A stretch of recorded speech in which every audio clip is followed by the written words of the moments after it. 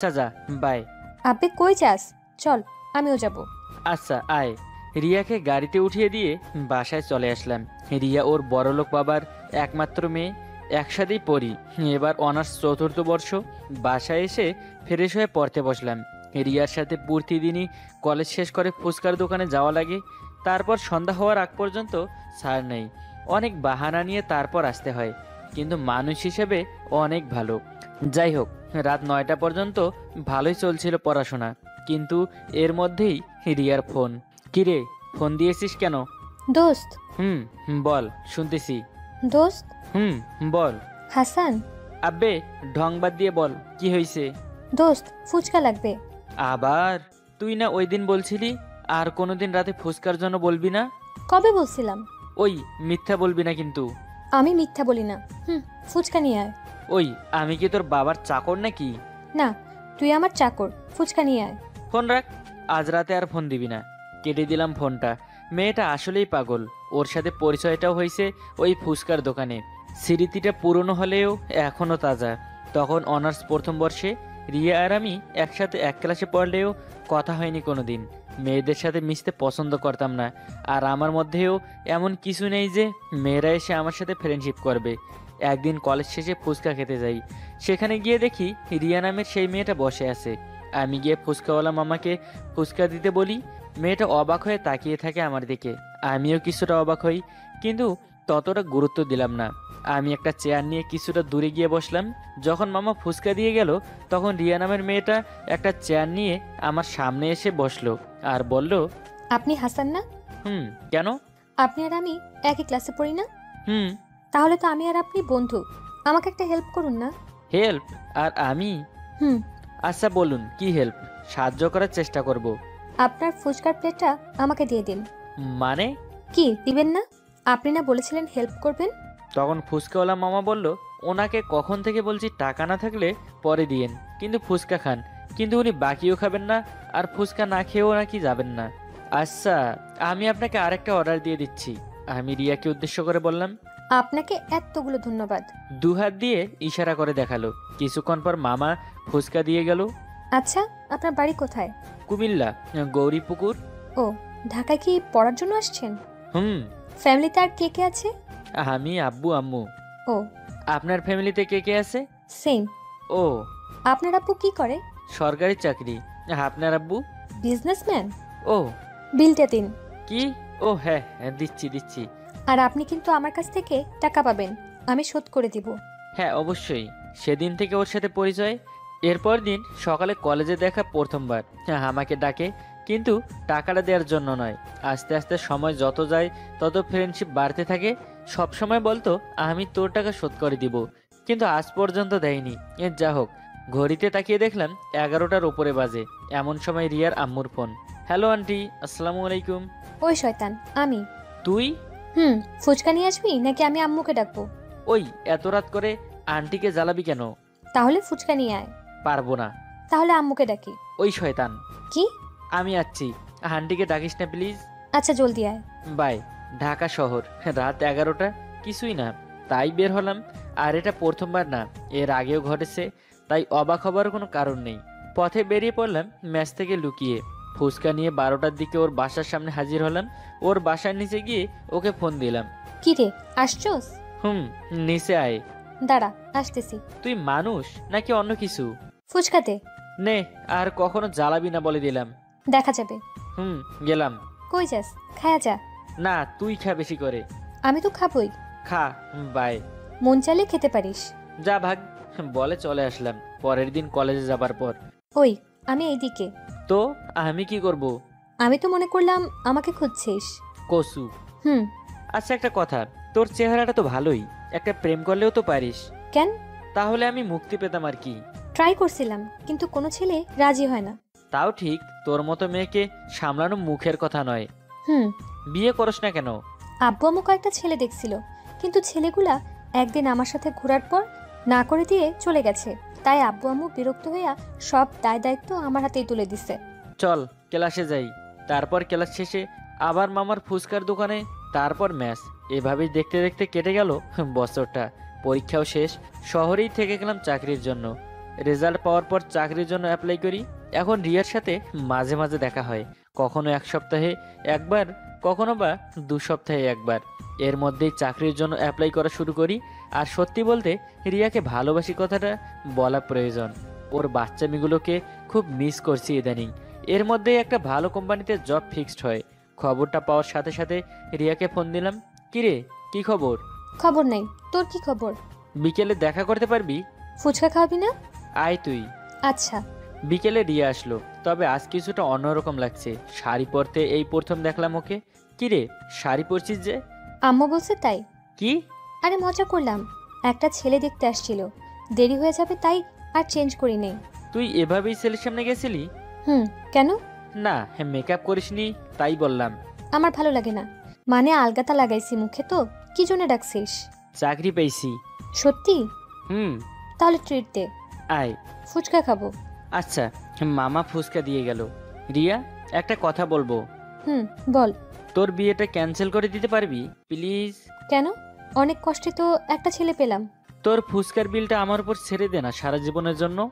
রিয়া প্রথমে বুঝতে না পারলেও কিছুক্ষণ পর অবাক হয়ে আমার দিকে তাকিয়ে বলল, তুই কি এইমাত্র আমাকে প্রপোজ করলি? তোর সাথে সারাটা জীবন কাটাতে চাই। কিন্তু তাহলে ওই ছেলেটার কি হবে? তুই ভালো জানিস। আচ্ছা মনে কর আমি তোকে বিয়ে করলাম। বিয়ের অনেক বছর পর একদিন মাঝরাতে তোকে ঘুম থেকে উঠিয়ে বললাম আমি ফুচকা খাবো। তখন তুই আমাকে বকা দিবি না ফুচকা এনে দিবি? প্রথমে বকা দিব, তারপর যখন রাগ করে বারান্দায় চলে যাবি তখনই চুপি চুপি ঘর থেকে বেরিয়ে ফুচকা এনে তোর রাগ ভাঙাবো। সত্যি তো? হুম। তাহলে চল বিয়েটা করে নেই। তোর আব্বু আম্মু? তোকে ছাড়া সবাই জানে তোকে বিয়ে করছি। কি? চল, সব সুদে আসলে হিসাব মিলিয়ে নেব বিয়ের পর। এতদিন এত কষ্ট দিয়েছিস, সব হিসাব চুকিয়ে নেব। চল। এইচএসসি পরীক্ষা শেষ, জীবনের চতুর্থ বিশ্বযুদ্ধ কাজ শেষ।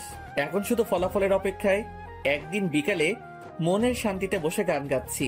সোনারে সোনারে কাছে আয়না রে, ছোট্ট একটা ক্লিক করে সেলফি নে না রে। হঠাৎ ঠাস করে শব্দ হলো গালে হাত আমার। কি ব্যথা! এখন চেয়ে দেখি আমার সামনে নীল 3 পিস পরা একটা মেয়ে চোখ বড় বড় করে চেয়ে আছে। এই লুচ্চা ছেলে, মেয়ে দেখলেই গান গাইতে মনে করে?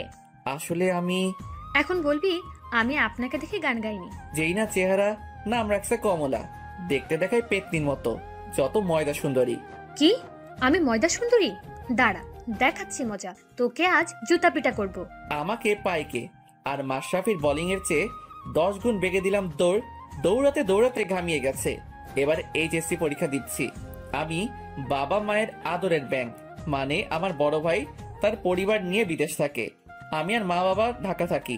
ও বলতেই ভুলে গেছি, আম্মু আমাকে মিষ্টি নিয়ে তাড়াতাড়ি বাড়ি যেতে বলেছে। কাল আমাদের বাসায় কে জানি আসবে। মিষ্টি নিয়ে বাড়ি গেলাম। কি গরম, তাই গোসল করে নিলাম। খিদেও পেয়েছে। আম্মুকে বললাম, আম্মু খেতে দাও। তুই নিয়ে খেতে পারিস না? আমি নিজেরটা নিজে নিয়ে খাবো বলে আব্বু তোমাকে বিয়ে করেছে? ফাজিল ছেলে, তাহলে তুই বিয়ে করে নে, তোর বউ এসে তাহলে খাইয়ে দেবে। কতবার বলেছি বিয়েটা করে নে। আমার কাছে কার মেয়েকে বিয়ে দেবে? আমি চাকরিও করি না। শোন, তুই কিন্তু প্রেম প্রেম করবি না, তোর বউ কিন্তু আমি ঠিক করে রেখেছি। কে, নাম বলো। যখন বিয়ে করবি তখনই দেখবি ও জানবি। খাবার খেয়ে আরাম করে দিলাম ঘুম। সকালে আম্মুর ডাকে ঘুম ভাঙলো। উঠে ফ্রেশ হয়ে নাস্তা করে টিভিতে খেলা দেখতে বসলাম। হঠাৎ দরজায় কলিং বেল বাজলো। যে খুলতে গেলাম, খুলে আমার গালে হাত, আর আমি অবাক। দরজা খুলে দিয়ে আমি পুরাই অবাক। দেখি কালকে সেই মেয়েটা। আমি ভয় পেয়ে গেলাম। আমি বুঝেছি আম্মুর কাছে বিচার দিতে আসছে। ফারহান, দরজা আটকিয়ে দাঁড়িয়ে আছিস কেন? তোর আন্টিকে ভিতরে আসতে দে। আমি সালাম দিয়ে তাদের ভেতরে আসতে বললাম। ফারহান, জি আম্মু। এই তোর আন্টি, আর আমরা দুজন স্কুল জীবনের বান্ধবী। আর এই তোর আন্টির মেয়ে তাবাসসুম। ভালো আছেন আন্টি? জি ভালো।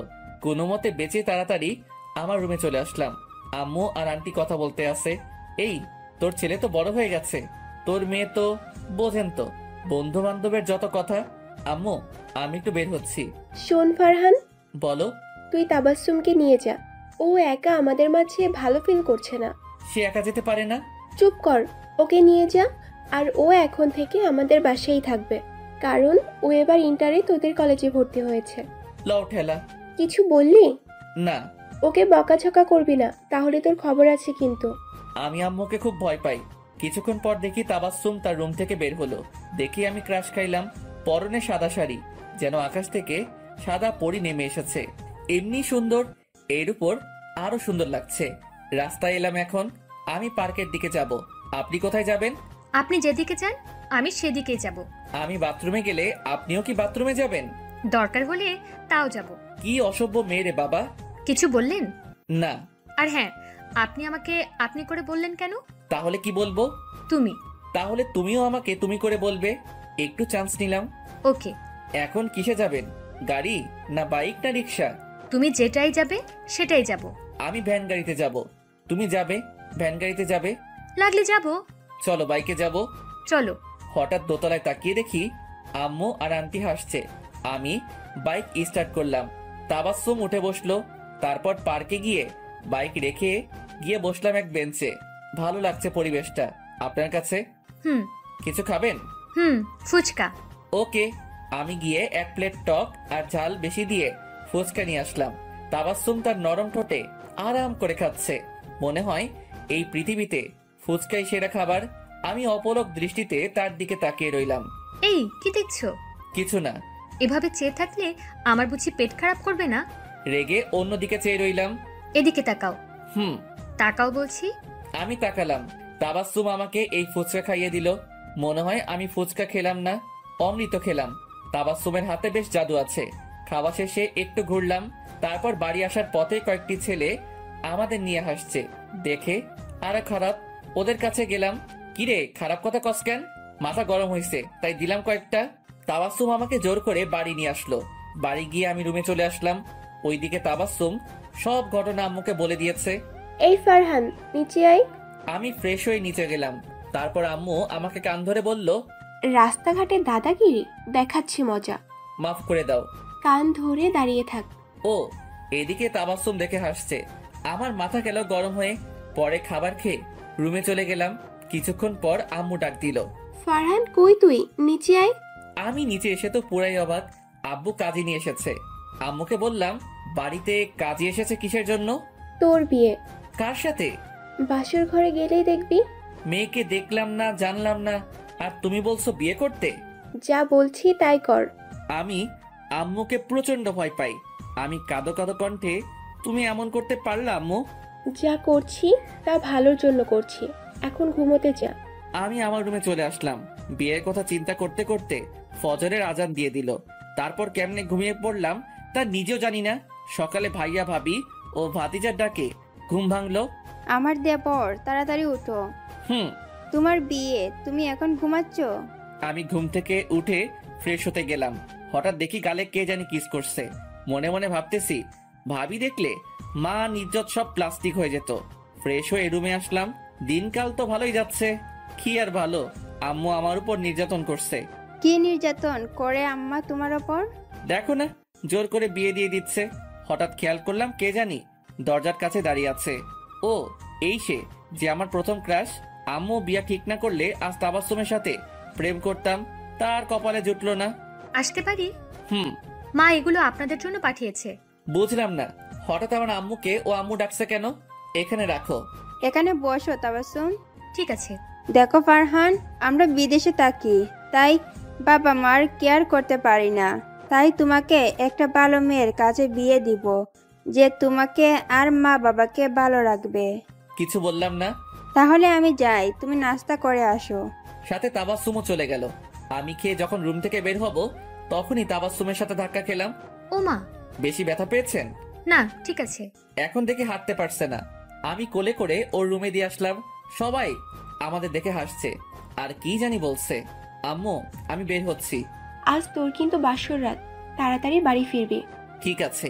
বাড়ি থেকে বের হয়ে সব বন্ধুদেরকে ফোন দিলাম।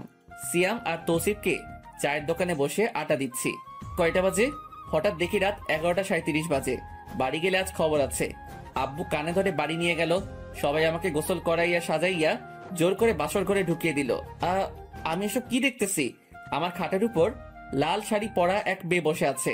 আমি ভয়ে রুম থেকে বের হয়ে বারান্দায় চলে গেলাম। হঠাৎ কে জানি পিছন থেকে আমাকে জড়িয়ে ধরলো। কে কে কে? দেখলাম তাবাসসুম। এই পিচি মেয়ে, তুমি এখানে কি করছো? তোমার কি আক্কেল জ্ঞান নাই? তুমি এখন আমার রুমে, আর আমাকে জড়িয়ে ধরলে। ঢং কত, নিজের বউকে চিনতে পারছে না। মানে? হুম, তুমি আমার বাবুর বাবা। মানে কি? ঠিকই বলছি। মা, মা, মা। তুমি ছাগলের মতো ভ্যা ভ্যা করছো কেন? আমি মায়ের কাছে যাব। তাড়াতাড়ি রুমে আসো, না হলে তোমার খবর আছে। আমি আস্তে আস্তে রুমে ঢুকলাম। বের করো। কি বের করব? তোমার ফোনটা দাও। এই নাও। দেখি কোন মেয়ের সাথে প্রেম করছো। সবকিছু খুঁজে ফেসবুকে একটা মেয়ে আইডি পেলো আমার ফ্রেন্ড লিস্টে। এটা কে? মানে? মানে না করে তাড়াতাড়ি বলো। আমার কাজিন। দাঁড়াও, ব্লক মারতেছি। সব মেল লিঙ্ক ব্লক মারছে। আমার খুব ঘুম পেয়েছে। কি, তুমি আজ ঘুমাবা? তা না হলে কি করব? আজ আমরা কুতকুত খেলবো। পিচ্চি মেয়ে এসব বলে কি? যা বলছি তাই করো। ঘুমাবো। আমি গিয়ে সোফায় শুয়ে পড়লাম। তুমি কি করছো? আমি ঘুমাচ্ছি।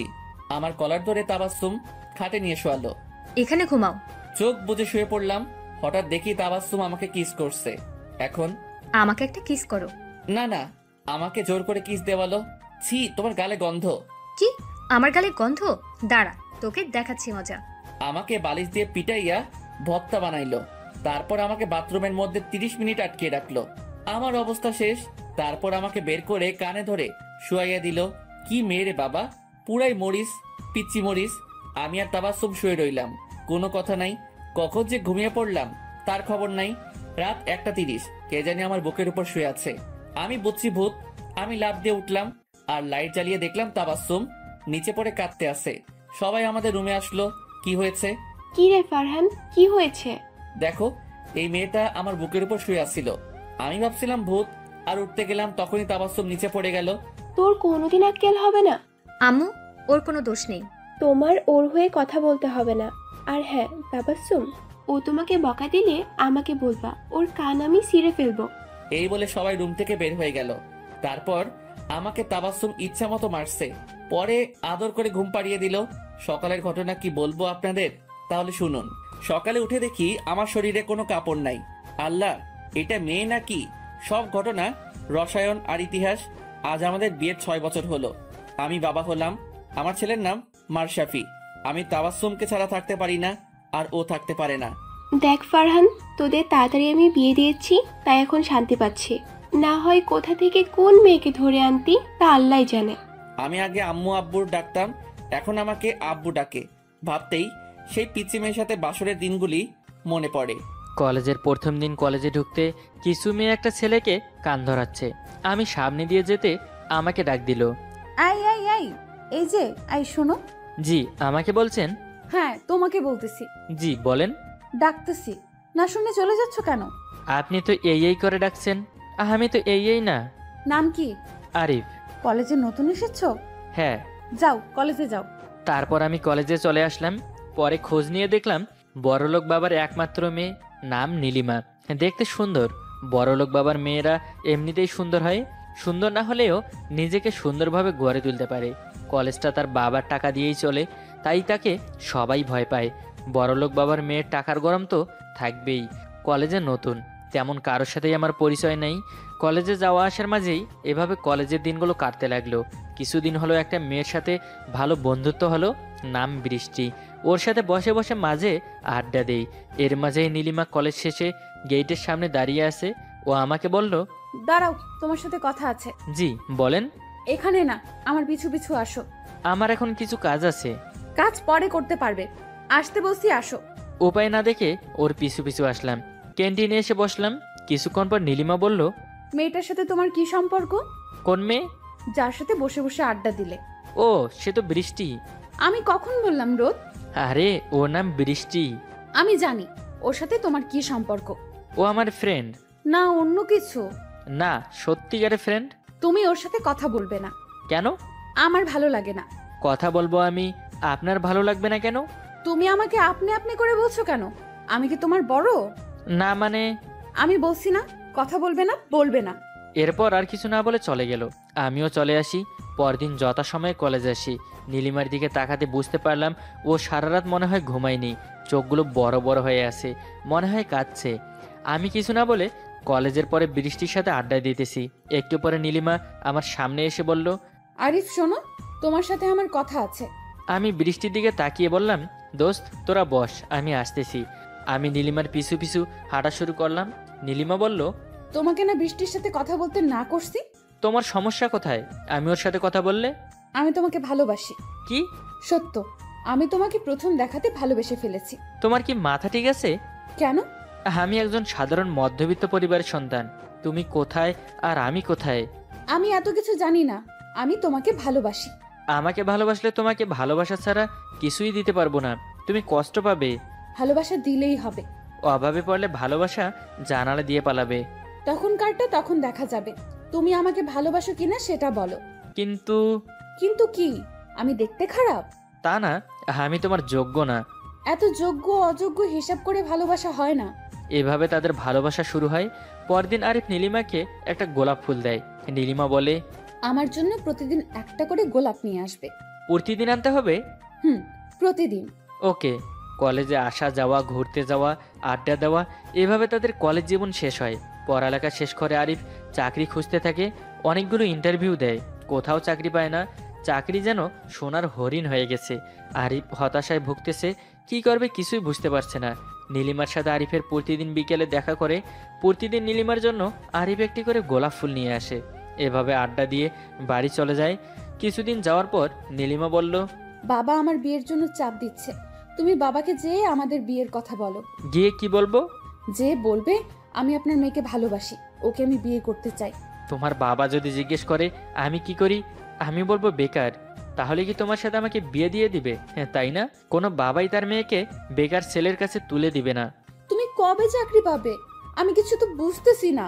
এভাবে কিছুদিন যাওয়ার পর নীলিমা আরিফকে জরুরি দেখা করতে বলল। কি ব্যাপার? জরুরি তলব? আমার ফুল কোথায়? তুমি জরুরি আসতে বললে, তাই মনে নাই। এখন যে নিয়ে আসো। আরিফ পেছন থেকে ফুলটা বের করে নীলিমাকে দেয়। খুশি তো? অনেক। কি যেন বলার জন্য ডাকছিলে? বাবা আমার জন্য পাত্র ঠিক করে ফেলেছে। তোমার মতামত কি? আমি বাবাকে না করছি, বাবা আমার কথা শুনতেছে না। এখন কি করব? চলো পালিয়ে যাই। কি বলছো এসব? তাহলে আমাকে তুমি ভুলে যাও। পারবে ভুলতে? না, পারবো না।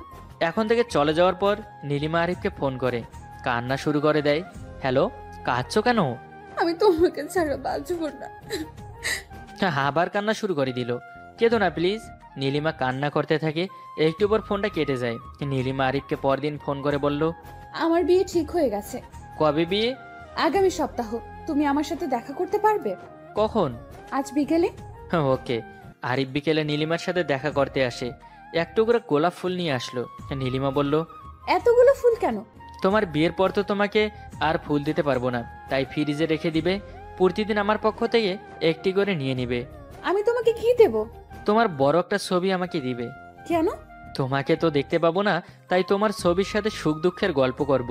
এরপর নীলিমা আরিফের হাতে বিয়ের কার্ডটি ধরিয়ে দিয়ে বলল, আগামী 7 তারিখ আমার বিয়ে। এ বলে নীলিমা চলে গেল। বিয়ের দিন নীলিমা আরিফকে ফোন করে বলল, হ্যালো। হ্যালো, তুমি আমার বিয়েতে আসবে না? না, কেন? তোমার বিয়ে আমি সহ্য করতে পারবো না। তুমি কোথায়? রুমে আসি। তুমি থাকো, আমি আসতে। এ বলে মোবাইল কেটে দিল। নীলিমা আরিফের রুমে আসলো। তুমি এখানে কেন? তোমার না আজ বিয়ে? বরছাড়া বিয়ে হবে কেমন করে? মানে? বিয়ের কার্ডটা দেখছো? না। দেখো। এ তো আমার নাম। জি, তোমার নাম।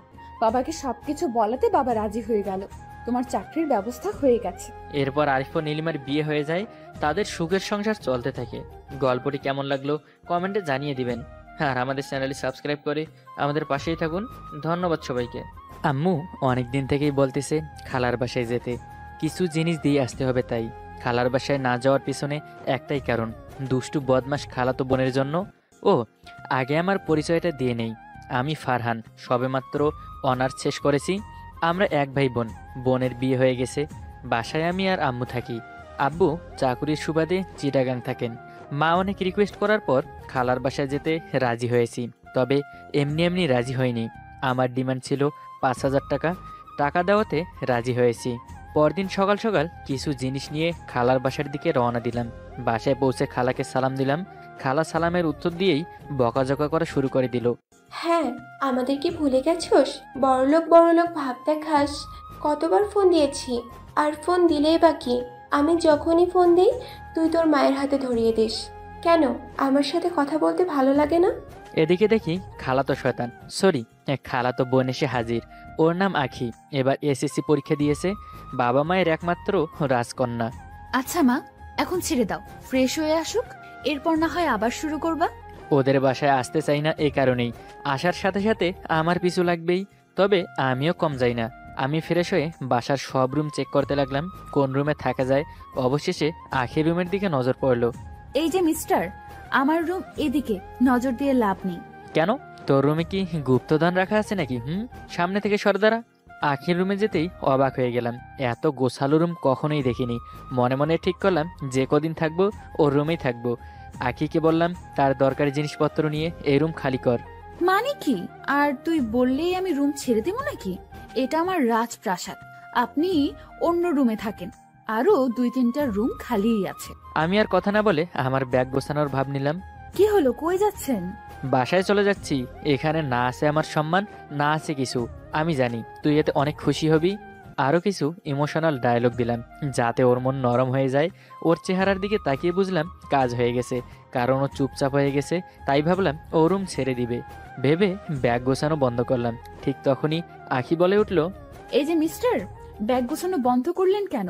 তাড়াতাড়ি ব্যাগ গুছিয়ে এখান থেকে ফুট হন, আর যার আগে আমাদের বাসার কথা বলে যে 5,000 টাকা নিয়ে আসছেন ওইগুলো দিয়ে যান। খালা এসে বললেন, কি হয়েছে ফারহান, ব্যাগ গোছাচ্ছ কেন? কি আর করব, আপনার মেয়ে তো থাকতে দিচ্ছে না। না আম্মু, তুমি ওর কথা বিশ্বাস করো না, মিথ্যা ভাব নিতেছে। তুই চুপ কর, ছেলেটা কতদিন পরে আসছে, আর ওর সাথে এমন করতেছিস কেন? আর বড়দের সাথে কেমন করে কথা বলে? এরকম করলে তো আর আসবে না। তুই তোর দরকারি জিনিসপত্র নিয়ে আমার রুমে চলে আয়। এখন হয়েছে না উচিত শিক্ষা? আমার সাথে লাগতে আসলে এমনই হবে।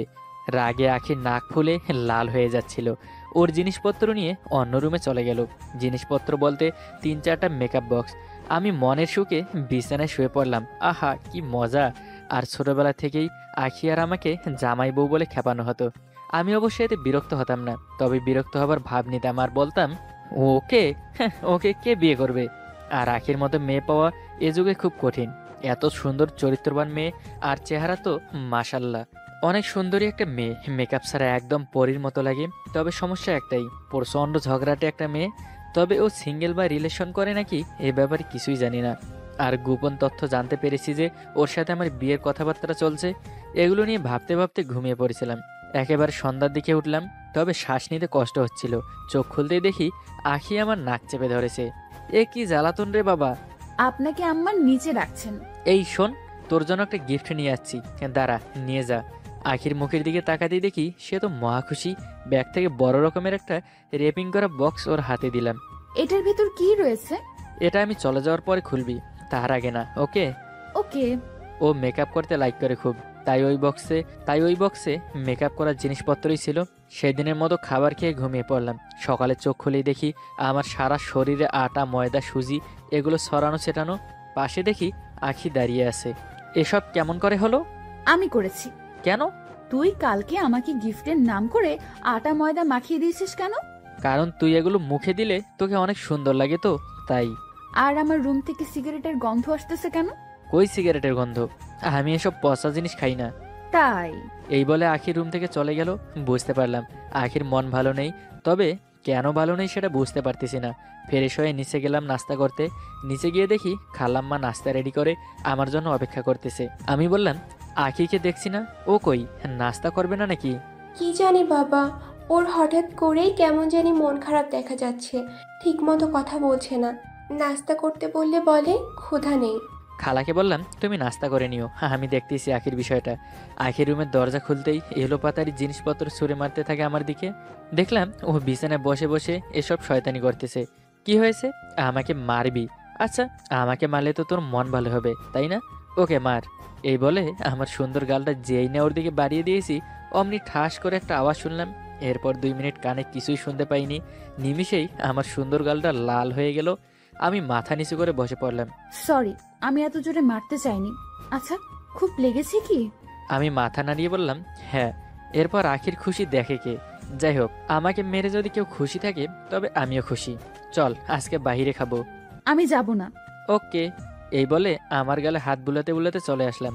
আখি তখন বলল, 5 মিনিট সময় দাও, আমি রেডি হচ্ছি। দুজনে মিলে এক রেস্টুরেন্টে গিয়ে খাওয়া দাওয়া শেষ করে বাইরে আসলাম। বাইরে আসতে সবাই দেখি আমার দিকে তাকিয়ে রয়েছে। মনে মনে ভাবতে লাগলাম আগের থেকে অনেকটা স্মার্ট হয়েছি। হয়তো তাই সবাই নজর লাগাচ্ছে। কেন যে বাসা থেকে বের হওয়ার সময় কপালে কালো টিপ দিয়ে আসলাম না, ধুর। মনের মধ্যে কি এত বিড়বিড় করছিস? একটু জোরসে বল, আমিও শুনি। না থাক, শুনলে তেলে বেগুনে জলে উঠবি, তোর শুনতে হবে না। বাবা, কি এমন কথা? যাই হোক, চল বাসার দিকে যাই। এত তারা কিসের? চল, তোকে আজকে শপিং করে দিব। সত্যি? ওকে কিছু শপিং করে দিয়ে বাসার দিকে রওনা দিলাম। তবে কেমন যেন পকেট ফাঁকা ফাঁকা লাগছিল। পকেটে হাত দিয়ে দেখি 120 টাকার মতো আছে। পরে গেলাম চিন্তায়, আমি চলবো কিভাবে। ভাবলাম কাল সকালে বাসায় চলে যাব। রাত বাজে 10টা। সিগারেটের প্যারা উঠলো। গতকাল রুমের মধ্যে সিগারেট খেয়ে ধরা পড়ে গিয়েছিলাম। আজ আর সেই ভুলটা করব না। তাই এক দৌড়ে বাসার ছাদে চলে গেলাম। বাহ, কি সুন্দর পরিবেশ, চারিদিকে নিশ্চুপ, আবার চাঁদের মিষ্টি আলো। সিগারেট জ্বালিয়ে মনের সুখে সিগারেট টানতে লাগলাম।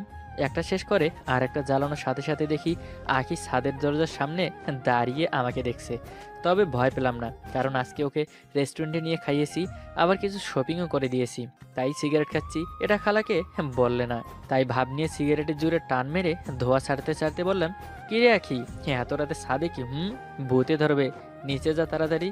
ও তখন ভদ্র মেয়ের মতো নিচে চলে গেল। যাক, এতদিন পর মেয়েটা ভালো হলো। একটু পর কে যেন পিছন থেকে আমার কান ধরে টান দিল। পিছন ফিরে দেখি খালাম্মা। তখন আমার হাতে সিগারেটের আগুনটা রাতের আধারে জল করছে। এখন বুঝতে পারলাম আকি নিচে গিয়ে খালাম্মাকে পাঠিয়ে দিয়েছে। মনে মনে ভাবলাম, ওরে বাটপার, তোর পিছনে আজকে টাকা খরচ করে আমার পকেট ফাঁকা, আর সেই তুই আমাকে এত বড় বিপদে ফেলবি। আসলে শয়তান কখনো শয়তানি ছাড়ে না।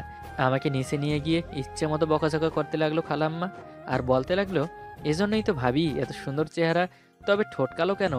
আরে না না, আরও নানা রকমের খোটা জ্ঞান দিতে লাগলো। আমি দেখি দরজার আড়ালে মুখ লুকিয়ে হাসতেছে। ভাবলাম আজকের মতো বেঁচে ফিরতে পারলে পরে তোকে দেখে নিব। সেদিনের মতো সার পেলাম। রাতে শুয়ে শুয়ে বুদ্ধি করতে লাগলাম কেমন করে এই অপমানের প্রতিশোধ নিব। তাই ঠিক করলাম কালকে ওর ফোন নিব কৌশলে। ফোন নিয়ে দেখব ও কার সাথে রিলেশন করে। এত সুন্দর একটা মেয়ে সিঙ্গেল থাকবে না নিশ্চয়ই। এরপর খালাম্মাকে দেখাবো ও কী সব করে বেড়ায়।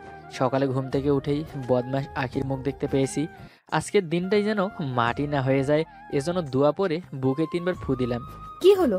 দোয়া পরে বুকে ফু দিতেছেন কেন? খারাপ স্বপ্ন দেখেছেন বুঝি? না, ভূত দেখছি। দিনের বেলাতে ভূত? আচ্ছা, তোর ফোনটা দিত, বাসায় ফোন দেব, আমার ফোনের চার্জ শেষ। আগে ফোন দিয়ে আমার পাশেই দাঁড়িয়ে রইল। আমি বললাম, কি এখানে বোকার মতো দাঁড়িয়ে না থেকে নিচে যা, আমার সাথে পার্সোনাল কিছু কথা বলবো। ও নিচে চলে গেল। আমি তো মহা খুশি, এতদিন পর ঠিকঠাকভাবে প্রতিশোধটা নিতে পারবো। আমি ওর ফোনে সব কিছু ভালোভাবে চেক করলাম, তবে কিছু না পেলেও ওর ফেসবুক, ইমো আর গ্যালারি এসব ওপেন করে আমি তো রীতিমতো অবাক। এমনকি আমার চোখ কপালে উঠে গেছে। খালাতো বোন আখির ফোনটা নিয়ে ওর বয়ফ্রেন্ড আছে কিনা সেটা দেখতে লাগলাম। কিন্তু আজব ব্যাপার, এত সুন্দর একটা মেয়ের বয়ফ্রেন্ড নেই। ওর গ্যালারি জুড়ে শুধু আমার পিক। আমার এত পিক যে ওর ফোনের গ্যালারিতে ওর নিজের পিক বের করতে কষ্ট হয়ে যাচ্ছিল। বুঝলাম না আমার এত পিক ও কোথায় পেল, আর সেগুলো ওর কাছেই বা রয়েছে কেন। মেসেঞ্জার ওপেন করলাম, সেখানে দেখি ও শুধু মেয়েদের সাথেই মেসেজ করছে। অনেক ছেলেই মেসেজ দিয়েছে, কিন্তু আখি কারো মেসেজে রিপ্লাই দেয়নি। একটা মেয়েকে কিছু কিছু ছেলে মেসেজ দিবেই স্বাভাবিক। মেয়েদের সাথে করা মেসেজ দেখতে লাগলাম। কারো পার্সোনাল বিষয় বা জিনিস দেখি, ঠিক না। তবে আমি না দেখতে থাকতে পারলাম না। ওর লাবণী নামের এক বেস্ট ফ্রেন্ড আছে, যার সাথে ও সব কিছু শেয়ার করে। লাবণীর আইডি সামনেই ছিল। আইডিতে ঢুকে দেখি 100টা মেসেজ করলে তার মধ্যে আমাকে নিয়ে 90টা মেসেজ।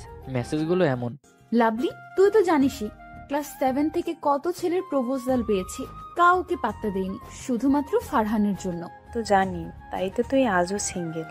তুই না সত্যি খুব ভালো রে, একজনকেই মন দিয়ে বসে আছস। আমার তো এটা 3 নাম্বার বিয়ে। আচ্ছা দোস্ত, মনের ভাষা বোঝানোর মতো কি কোনো জিনিস আছে? থাকলে বল না। না, তবে এত ভয় কিসের? সাহস করে বলেই ফেল, পরে যা হওয়ার হবে। ভয় লাগছে রে, যদি না করে দেয়? আচ্ছা, এমন কোনো জাদু আছে নাকি রে, যেটাতে ফারহানকে বশ করা যাবে? দূর পাইলি। আচ্ছা তুই বললে আমি ফারহানকে বলে তোর হেল্প করে দিতে পারি। না থাক, ও সিঙ্গেল কি না তাও জানি না, তবে আমি ওকে চাই। ওকে ছাড়া আর কাউকে নিয়ে কিছু ভাবতে পারি না। এত সুন্দর ছেলে প্রেম করে ভাবছিলাম, তবে কাল যখন ও ঘুমাচ্ছিল তখন ওর ফোন চেক করে দিয়েছি, তবে কিছু পাইনি। ও আমার মতোই মেয়েদের একদম পাত্তা দেয় না। নিয়ত করেছি আমাদের বাসা থেকে যাওয়ার আগেই ফারহানকে আমার মনের কথা বলে দিব। সব মেসেজ পরে ভাবলাম কি বদমাইশের বদমাইশ, ও কাল আমার ফোন চেক দিছিল। ভাগ্যিস এক্সজিএফ এর সবকিছু ডিলিট করে দিয়েছি কিছুদিন আগে। আর এগুলো তো আজকের মেসেজ। আমাকে নিয়ে আরও হাজার হাজার মেসেজ রয়েছে। ইমুতে একই রকম অবস্থা। যা হোক, ভালোই লাগতেছিল। আমিও আঁকিকে লাইক করি, তবে বলার মতো সাহস হয়নি। এমনিতে যে পাকনা মেয়ে, খালাম্মাকে বলে দিলে আমার অবস্থা কেমন হতো, এগুলো ভেবেই কিছু বলিনি। তবে যা বুঝলাম ও নিজে আমাকে প্রপোজ করবে, তাই আলগা চাপ নিলাম না। হঠাৎ করে আঁকি রুমে চলে আসলো। আমি তখন ওর মেসেঞ্জারে ঢুকেই রয়েছি। মেসেঞ্জার চেক করে কি বুঝলেন? কে তোর মেসেঞ্জার চেক দিতে গিয়েছে? এইমাত্র চাপ লেগে মেসেঞ্জার ওপেন হয়ে গেছে। আর কারো পার্সোনাল জিনিস দেখার স্বভাব আমার নেই। মিথ্যা বলবেন না। আমি দরজার আড়ালে অনেকক্ষণ থেকেই দাঁড়িয়ে দাঁড়িয়ে দেখেছি আপনি মেসেজ পড়ছেন আর মুচকি মুচকি হাসি দিচ্ছেন। আপনি কি জানেন আপনার হাসিটা অনেক সুন্দর, আমার দেখা সেরা হাসি। এই রে, ধরা পড়ে গিয়েছি। তবে আখি যেরকম ভাবে পাম দেওয়া শুরু করে দিয়েছে, তাতে বোঝাই যাচ্ছে যে যেভাবেই হোক আমাকে আজ কনফিউজ করে রাজি করিয়েই ছাড়বে। তবে আমি এত সহজে পড়বো না, এখন একটু ভাব নেব। দেখেই যখন ফেলেছিস, কি আর করা। যা হোক, বাদ দে। আর হুট করে আমাকে আপনি বলা শুরু করলি যে? বাদ দেবো কেন, শুরুই তো করিনি। আর আপনি এখন আমার মনের সব কথা জেনে গেছেন, তাই তুই তুকারি করতে লজ্জা লাগছে। ইস, কি লজ্জা! খুব লজ্জা লাগলে মাথায় ঘুমটা টেনে চলে যায় এখান থেকে। না মানে আপনার চলাফেরা, কথা বলা, স্মার্ট লুক, চোখ, কান, নাক, ঠোঁট, বডি ফিটনেস, বুকের লোম। দেখ প্লিজ, আর নিচে যাস না, বলে দিলাম। আর তুই আমার বুকের লোম কেমনে দেখতে পেলি? মানে আপনার ওগুলো জিনিস ভালো লাগছে তাই বললাম। আর আপনি গোসল করে গামছা পরে খালি গায়ে যখন ছাদে যেতেন, তখন আমি আপনার পিছু পিছু যেতাম। তখন বুকের লোম দেখেছিলাম একটুখানি। দিলি তো মান সম্মানে 12টা বাজিয়ে। এখন কানের কাছে ঘ্যান ঘ্যান না করে যা তো এখান থেকে। আচ্ছা, আমাকে আপনার পছন্দ হয় না? না তো। তবে এটা তো বললি না আমি তোকে ভালোবাসি কিনা। ও মা, আপনি বুঝে গেছেন তাহলে। আচ্ছা, আপনি আমাকে ভালোবাসেন? অবশ্যই না। তাহলে বলতে বললেন যে? বলতে বলেছি বলছোস, আর আমি উত্তর দিয়েছি। মেয়েরা কেন যে এত বোকা হয়। সত্যি আমি বোকা। এই বলে আখি চুপ করে রইল কিছুক্ষণ পর। আচ্ছা, কথার মাঝে কোনো ভুল হয়ে থাকলে দয়া করে মাফ করে দিয়েন। এই বলে উঠে যেতে লাগলো। অমনি আমি ওর হাত ধরে টেনে আবারও বিছানায় বসালাম। তোকে আমিও খুব ভালোবাসি পাগলি, তবে একটা শর্ত আছে। কি শর্ত? আমাকে আপনি করে বলতে পারবি না, তুই করে বলবি। না, এটা পারবো না। আচ্ছা, তুমি করে বলি। না না, তুই করেই বলতে হবে। না, তুমি। চলবে না, তুই করেই বল। বিয়ের পরও তুই করে বলবো নাকি? এখানে বিয়ে কোথা থেকে আসলো? ঠিক তখনই আখি লজ্জায় আমার বুকে মুখ লুকালো। মেয়েরা সত্যি অনেক ভালো আর লজ্জাবতী। তবে এটা মানতে হবে, ও আমার থেকেও বেশি বদমাইশ। বাসাতে বিয়ের ব্যাপারে রাজি করাতে বেশ সময় লাগবে না, অর্ধেক রাজি হয়েই আছে। আর আমরা দুটো বদমাইশ রাজি হবে না আবার? এর আগে কদিন চুটিয়ে প্রেম করিনি, এভাবে শুরু হলো আমাদের প্রেম কাহিনী। সবাই দোয়া করেন আমাদের জন্য, ভুল ত্রুটি ক্ষমার দৃষ্টিতে দেখবেন। আরও নতুন নতুন গল্প পেতে সাথেই থাকবেন। ধন্যবাদ সবাইকে। আজ ম্যাচ বদলে একটা ফ্ল্যাটে উঠলাম। আগের ম্যাচে থেকে জবে যাওয়াটা অনেক কষ্টদায়ক, কারণ প্রতিদিন বাথরুমে সিরিয়াল দিতে হয়, সময়টা অনেক চলে যায়। তাই একটু টাকা বেশি লাগলেও একটা ফ্ল্যাট নিলাম। সচরাচর ব্যাচেলারদের ফ্যামিলি থাকা বিল্ডিংয়ে ফ্ল্যাট পাওয়া মুশকিল, কিন্তু আমার ভাগ্যটা ভালো থাকায় 2 তলা একটা বিল্ডিংয়ে একটা ফ্ল্যাট পেয়ে গেলাম। নিচতলায় থাকে বাড়িওয়ালা, আর 2 তলায় আমার বিপরীত পাশে থাকে একটা ফ্যামিলি। অবশ্য বাড়িওয়ালার ফ্যামিলি বাদে আমি এখানে কাউকেই দেখিনি। সকালে 9টার মধ্যে অফিসের জন্য বের হয়ে যাই, আর রাত 9টার দিকে বাসায় আসি। তাই শুক্রবার ছাড়া আমি ফ্ল্যাটে থাকিই না।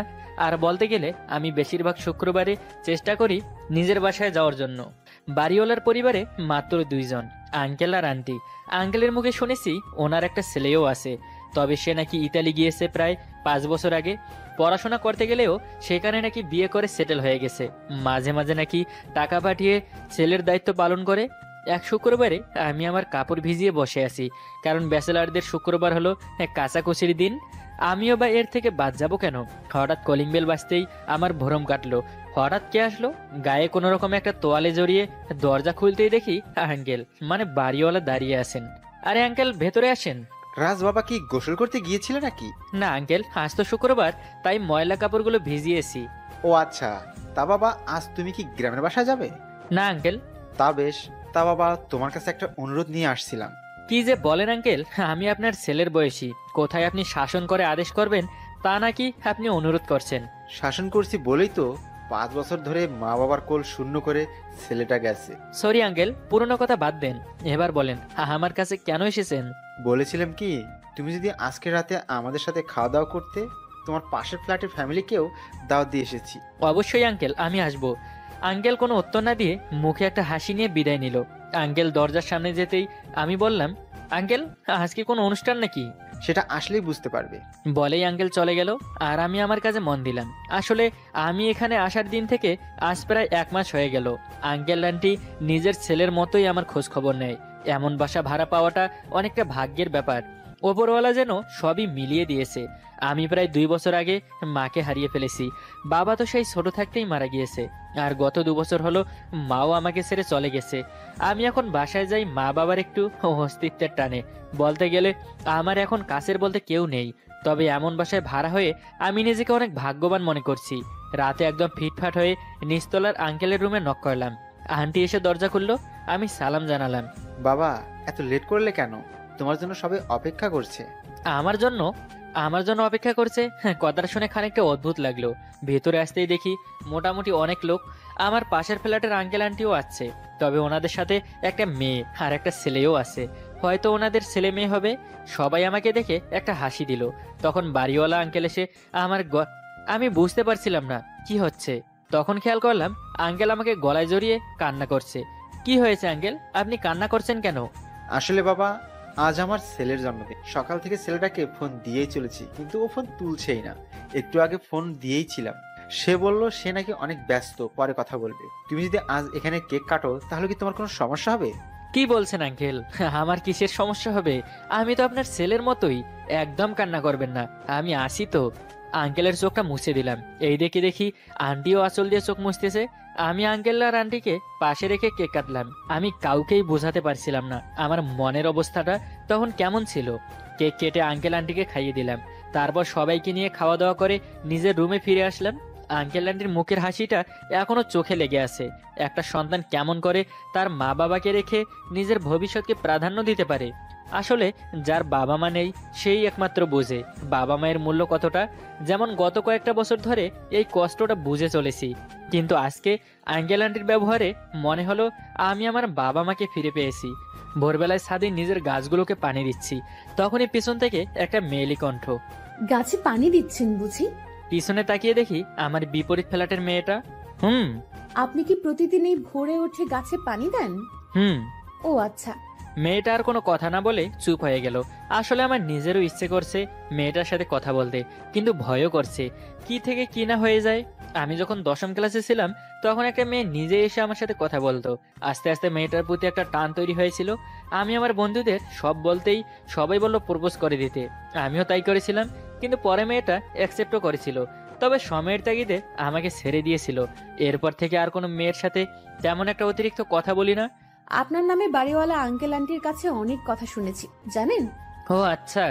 আচ্ছা, আপনি কি আমার কথায় বিরক্ত হচ্ছেন? আসলে তা নয়, আমি একটু অন্য কিছু নিয়ে ভেবেছিলাম। আচ্ছা, আপনার নামটাই তো জানা হয়নি। ও, আমি তনু। মিষ্টি নাম। ধন্যবাদ। আচ্ছা, আমি নিচে যাই, পরে নয়তো আমার অফিসের লেট হয়ে যাবে। আর কোনো কথা না বলে আমি নিচে চলে আসলাম। রুমে এসে ফ্রেশ হয়ে হালকা খাওয়া দাওয়া করে অফিসের উদ্দেশ্যে রওনা দিলাম। রিক্সার জন্য গেটের বাইরে অপেক্ষা করছি। অনেকক্ষণ পর একটা রিক্সা পেলাম। রিক্সায় উঠতে যাব, তখনই পাশে থেকে ধাক্কা দিয়ে তনু এসে রিক্সায় চেপে বসলো। এটা কি হলো? আমি রিক্সাটা ডাক দিয়েছি। সরি, আমার আজ ভার্সিটিতে প্রেজেন্টেশন আছে, এমনি লেট হয়ে গেছে। আর একটু ওয়েট করলে হয়তো পরে মিস করে যাব। আচ্ছা ঠিক আছে, তুমি যেতে পারো। আপনার সমস্যা না থাকলে আপনিও আসতে পারেন। প্রথমে ভাবলাম যাব না, কিন্তু আর রিক্সা না দেখে উঠে বসলাম। এমনি প্রাইভেট জব করি, লেট করলে শুনতে হয় বকবকানি। রিক্সা তার আপন গতিতে চলতেছে। আমি নর্মাল ভাবে বসতে পারতেছিলাম না, এমন মনে হচ্ছিল আমি পরে যাব। এই যে রাত সাহেব, একটু ঠিকভাবে বসেন, নয়তো পড়ে যাবেন তো। আমার এইদিকে বসতে সমস্যা হচ্ছে, আর মেয়েটা অন্যদিকে তাকিয়ে হাসছে। আমি কিছু বলতেও পারছি না। কিছুক্ষণ পর তনুকে ভার্সিটিতে নামিয়ে দিয়ে আমি অফিসের দিকে যেতে লাগলাম। মেয়েটা নিজের ভাড়া দিতে চেয়েছিল, কিন্তু আমি নেইনি। একদিন ভোর প্রায় 5:30টায় আমার রুমের কলিং বেল বেজে উঠলো। আমি ভীষণ রকমের ভয় পেয়েই উঠে আসলাম। তারপর দরজা খুলতেই দেখি বাড়িওয়ালা আঙ্কেল আর তনু দাঁড়িয়ে। আঙ্কেল, এত সকালে? চলো বাবা, হেঁটে আসি, অনেকদিন যাওয়া হয় না, হাঁটলে মনও ফ্রেশ থাকবে। আচ্ছা 10 মিনিট, আমি আসছি। হালকা ফ্রেশ হয়ে ওদের সাথে বের হলাম। আঙ্কেল এইদিকে কথা বলছে আর আমি যেন ঘুমিয়ে ঘুমিয়ে হাঁটছি। আর ভাবছি আঙ্কেল তো আগে কখনো হাঁটতে যাওয়ার জন্য বলেনি, কিন্তু আজকে কেন? আচ্ছা আঙ্কেল, আজ হঠাৎ হাঁটতে বের হলেন কেন? কাল রাতে তনু আমাদের রুমে এসেছিল, পরে বললো সবাই মিলে সকালে যদি হাঁটতে বের হই, তোমার আন্টি তো অসুস্থ, তাই আমি একাই বের হলাম। বুঝলাম। আমি তনুর দিকে তাকাতেই মেয়েটা চোখ মারলো। আমি পুরো শক। আরে মেয়ে চাই কি? আমি যথেষ্ট ফিট আছি, একটু ঘুমাতে কি দিবে না নাকি? নিজের ঘুমকে ঘুম পাড়িয়ে হাঁটতে লাগলাম ওদের সাথে। আঙ্কেল বাদে অন্য কেউ বললে এই ভোরে ভুলেও কোথাও যেতাম না। রাস্তা দিয়ে হাঁটছি, চারদিকে ঘন কুয়াশা। তনু বারবার আমার দিকে তাকাচ্ছে। আঙ্কেল একটু আগে আগেই হাঁটছে। ওই মেয়ে, তোমার সমস্যাটা কি? আমার আবার কিসের সমস্যা? আর সমস্যা হলেও তোমাকে বলবো কেন? তার মানে? আমার মাথা, তোমার মুন্ডু, গাধা। বলেই হাঁটতে লাগলো। আরে এই মেয়ের প্রবলেমটা কি? কোনো কথা ক্লিয়ার করছে না, আবার জানতে চাইলে উত্তর দিচ্ছে না। হাঁটতে হাঁটতে এক পর্যায়ে স্টেশনের দিকে চলে যাচ্ছি, আর এইদিকে লোক সংখ্যাও বাড়তে লাগলো। তখন আঙ্কেল বলল, চলো বাবা, কোনো হোটেল থেকে নাস্তা করে নেই, অনেকদিন পর ভোরে এতক্ষণ হাঁটলাম। আঙ্কেল, নাস্তা করে রেল লাইন ধরে হাঁটবো কেমন? না, তার কোনো প্রয়োজন নেই, পরে গিয়ে হাত পা ভাঙবে। কথাটা আমি তোমাকে না, আঙ্কেলকে বলছি। আমাদের মাঝে একদম কথা বলবে না। আরে ঝগড়া করছো কেন তোমরা? চলো খেতে চলো। আজব মেয়ে তো এটা। একটু আগে কিসের ইঙ্গিত দিতেছিল, আর এখন কি বুঝিয়ে চললো? কথা শুনলে ভালো, নয়তো ঝগড়া করবেই। একসাথে নাস্তা করে রেল লাইনে গেলাম। তনু বারবার রেল লাইন থেকে পড়ে যাচ্ছিল,